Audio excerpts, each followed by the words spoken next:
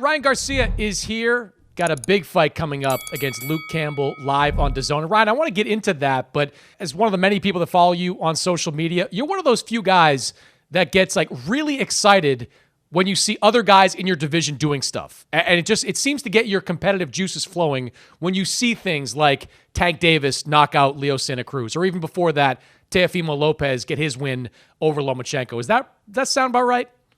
Yeah, that's just my spirit in me. I'm very competitive. I want to face the best, and I just love when my competition does something amazing, because I know every time I've stepped in the ring, I always look to do something amazing. So I was just very excited when Gervonta knocked out Leo Santa Cruz with that obliterating uppercut, that telegraphed uppercut that he landed on Leo Santa Cruz. But it was a great shot, and it's something that it gets my juices pumping, and it gets me excited, and that's why I go out there and I tweet, because I'm all part of the entertainment. I'm all part of the show. To me, it's a show. To me, it's just all entertainment. So when I tweet like that, I'm out there trying to hype this fight up. So when it does happen, it's even more fun to watch. Everybody's going to be, adrenaline pumping before that bell rings. That's what I want to give to the fans.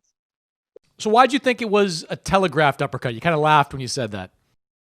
Well, he was literally showing him the uppercut the whole fight. And Leo, I don't know why he just didn't make an adjustment to it.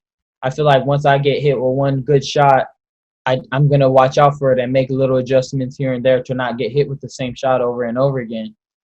But he didn't, and that's just the price he had to pay. Mm-hmm. What do you think when you hear, whether it's Bob Arum or Tank Davis or Floyd Mayweather, mention your name as a future opponent? They need me, like I said. Whether they like it or not, they need me to have that mega Manny Pacquiao-Mayweather fight.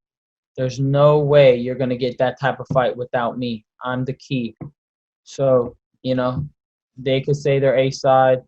Tank could say, I had a viral fight for the first time. I've been having my knockout with Fonseca. If you look at the numbers, they're way better by a long shot. I respect him, though. That's why I like Gervonta. He's something special to him. The only way you do that is there's a specialness to you. And that's why I give credit where credit's due. Gervonta's a special fighter. It's just something he does when he steps in that ring where it's amazing. And that's what happens. That's how the world blesses you, You do something amazing, you get the shine. So, I've already done that with Fonseca. But now this is what I'm looking to do this fight. I want to punish Luke Campbell. I don't want it to be a quick knockout like that. If it's there, I'll take it. But I want to show everybody how I could just really put on a clinic, surgically, just landing my shots, getting in, out, and just defensively sound. I just want to show everybody what I could do. If he gets knocked out again, like everybody else, well, what can I say? And you've consistently said, that a perfect record is not your goal. You've been against kind of the Floyd Mayweather-ification of boxing. And, Tank is with Floyd. And it does seem like, Floyd came out and said it. Like, we're not going to talk about our next fight. We're going to do things at our pace, which is a lot of what I heard when Floyd was fighting. And he was, very careful about who he selected at different times of his career. Do you think Tank will ultimately get in the ring with you? Floyd's all about money. He's all about money, and it's low risk, high reward. So he makes sure he's the A side, and then takes a fight he knows he's gonna win and make a lot of money.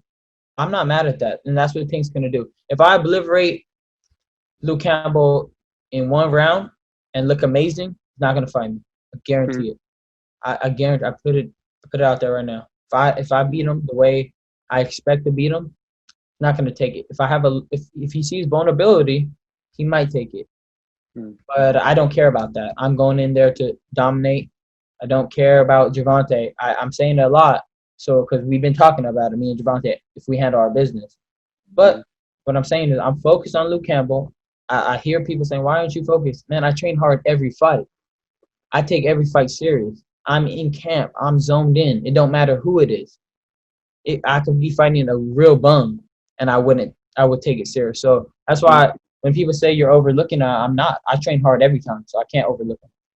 And, it's funny, and I said this on the air just recently, I'm doing a magazine story on you and talking to everybody around you you get a lot of praise from people that are kind of part of your orbit. It's whether it's Oscar or Eddie Reynoso, Canelo, all the people that I've been talking with over the last couple of weeks. But then I go to a guy like Joe Goosen, who has no connection to you. Like he's, he worked with you, but he's not part of your team. He's not part of your promotional outfit.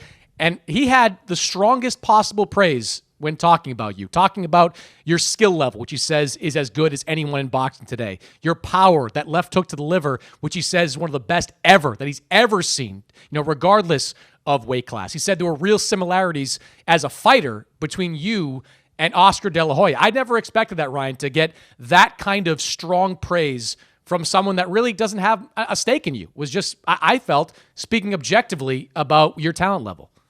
Yeah, like I said, when somebody has experience like Joe Goosen, who's seen many fighters in his lifetime, I mean, he's been in the game for so many years, I can't even count. And he knows the potential I had at 17. He's seen it firsthand. My left hook has always been, it comes out of nowhere. It's just something I've been blessed with. God blessed me with the left hook. And I've been able to use it ever since I was young, just like I've been using it now. So he sees something special in me. And I think that's where he's getting all this, this is where he's predicting why I'm going to be great. But that is something that, I love to hear. But I also know that I have so much to work on. I have a lot of things to gain even more experience. And with Canelo and Eddie and everybody, that's where I feel like I'm gaining all of it. I'm very calm in the ring. I'm very defensive sound now. And I still got those blazing fast hands. I think my more of a comparison is to Roy Jones Jr. in a way. Not so much Oscar. Oscar was very tight in his guard, and he liked to shoot off combinations. I do too. But I like to land clean shots. I hate when I land barely. And I see a lot of fighters, they like to throw combinations, but they're not landing clean. I like to throw the shots where I find my spot. Just like Floyd. Floyd would do that too.